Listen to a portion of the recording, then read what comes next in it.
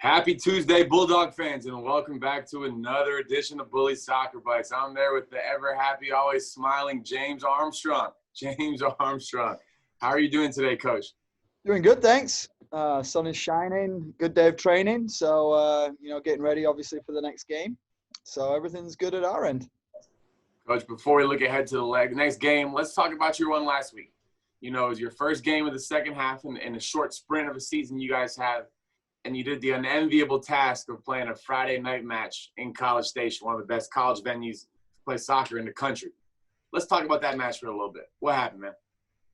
Yeah, it was obviously we played a very, very good A&M team, possibly one of the best that I've coached against since being in the SEC. Obviously we didn't get the result we wanted. We lost, but lots of positives to build on. Really proud of the girls. You know, we went deep into the roster. Some people playing their first minutes of the season, and it was a team effort.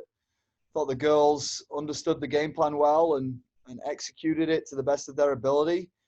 Just unfortunately on the day, A&M were the better team and deserved the win. So, like I said, lots to build on, lots to improve on. So overall, we learned from that game for sure.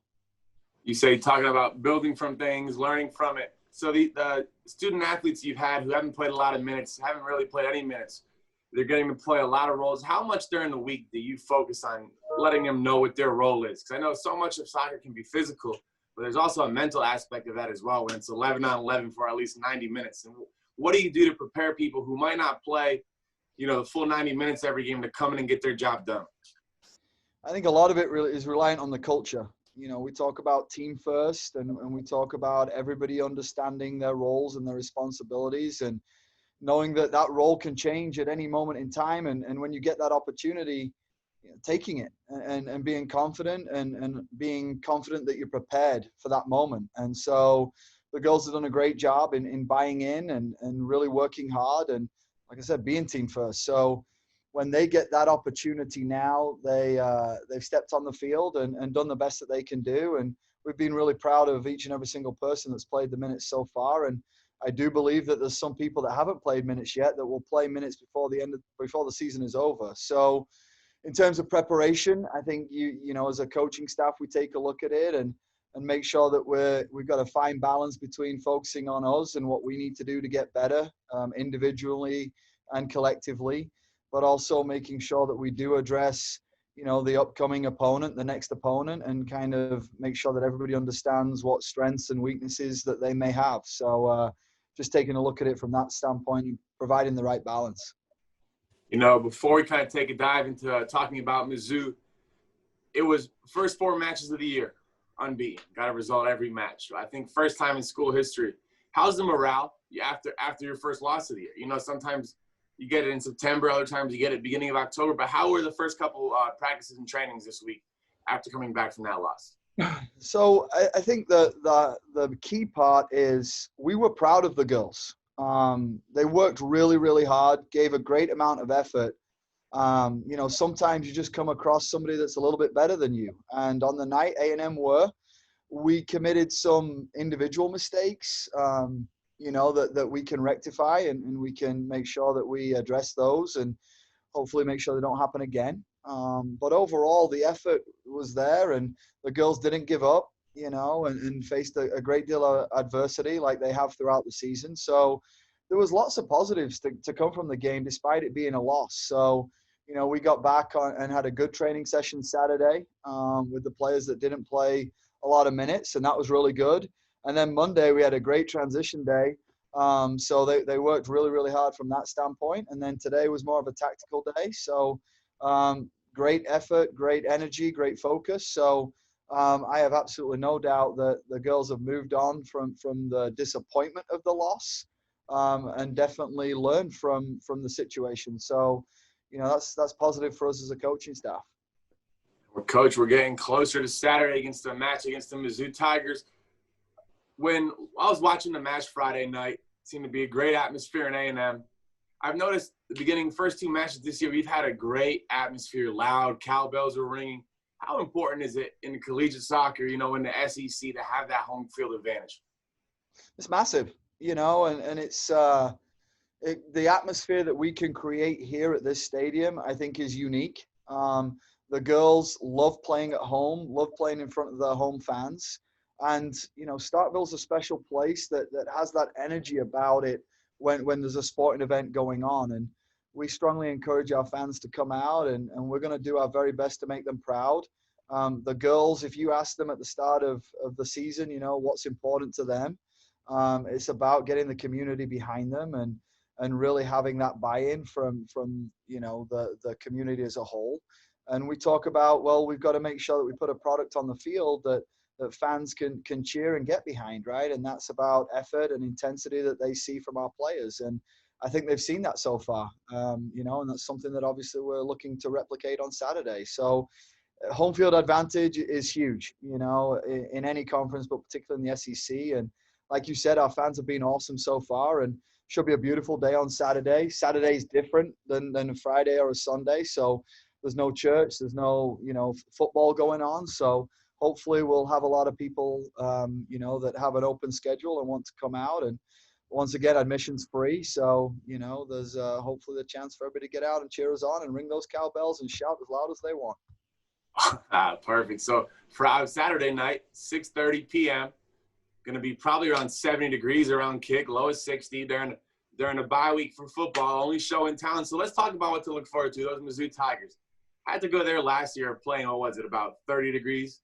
Yeah, it was in cold. The snow, rain, sleet, whatever, and a must-win match back then. And in a year like this year, another match where you need to get a result. So when we're watching the Tigers, what should we look forward to? I know I said this already with A&M. I do believe this is a completely different Mizzou team than we faced at that time last year. They've had a number of good results, but at the same time, they also need points just like us. So they'll come in, determined to get the result that they're looking for. They're super athletic, high press, love to get numbers into the box, direct, make you uncomfortable, try and impose their style on you. So well-coached team, and they're definitely fighting for each other right now. So we're going to see a really, really good Mizzou team, one that's going to pose us a lot of questions and one that we are going to have to be at our very best in order to get the result that we're looking for. Coach, kind of looking away from the current season right now, with the format of the NCAA recruiting right now, still in a dead period for the foreseeable future. How has that been? Have you had to talk on the phone more with recruits? How's your phone bill looking right now? Well, I've definitely traveled a lot less than I usually do. Obviously I haven't been able to travel since March. That's been very, very different. Been nice to have the family time, but at the same time, recruiting is our livelihood. That's our lifeblood of our program. And something we take very seriously. So not being able to go on the road and watch recruits has been really tough and challenging. But at the same time, we like to welcome prospects onto campus and see what we have to offer and see what our program's like and see what the energy around the team is like. We haven't been able to do that either. So it's been a really strange situation, to be honest. Spent a lot of time on the phone with recruits. Not half as much as Nick Zimmerman, our awesome recruiting coordinator. He's done an unbelievable job of staying organized, and he's constantly on the phone and texting, and all those kind of things. So full kudos to him for really driving this at the moment. But, we've had to get creative and do Zoom calls and, all those kind of things. So different, we definitely feel for those prospects out there that, obviously are stressed out about it all. But, obviously this is the situation that we're in, and I tell all those prospects just to be patient. Hopefully all this will go away soon and we'll be able to recruit again in the new year, and looking forward to getting out there on the road and seeing some future Bulldogs. In the meantime, we'll stay in contact the only way we can right now with Zoom calls and phone calls and text messages and those kind of things. So different, but we just got to pivot and adjust to it as we can. So that recruiting quarter, Zimmerman, I took a tumble last week with a light foul by Kylie Burrows. How's he doing? Is he on the mend right now? His pride. I think his pride's more hurt than anything else. That was, we have a system called Spidio that records all of our training sessions. So I think that went out on the group chat from the players within 20 seconds of being back in the locker room. So that thing went viral. But yeah, I mean, we literally had to take 5 minutes off in training because the players were rolling on the ground laughing, and definitely the staff were having a little chuckle as well. So yeah, he's back on the training field. He's trying to be a little bit sharper so he doesn't get caught again. So, but it was brilliant. Perfect. You talk about the staff. We talked about all your coaches. So now we're 2 away matches into the season. Let's talk about your unheralded person, Director of Soccer Operations, Lori Waters. What's her scouting report after 2 away matches? She's done a great job. That's no, she's been awesome. She's detail orientated. You know, I never have to worry about anything that's going on at that end. Food's been good. You know, and we've everything's gone smoothly so far, knock on wood. So hopefully that continues for the next away trip. But no, she's doing an awesome job. Girls love her. You know, she's settled in really well with the staff. She had big shoes to fill, obviously with Jerry leaving, but she's done a great job in transitioning in, and she's well liked around campus too. So that's awesome. Coach, don't want to take any more out of your time away. You have any final thoughts?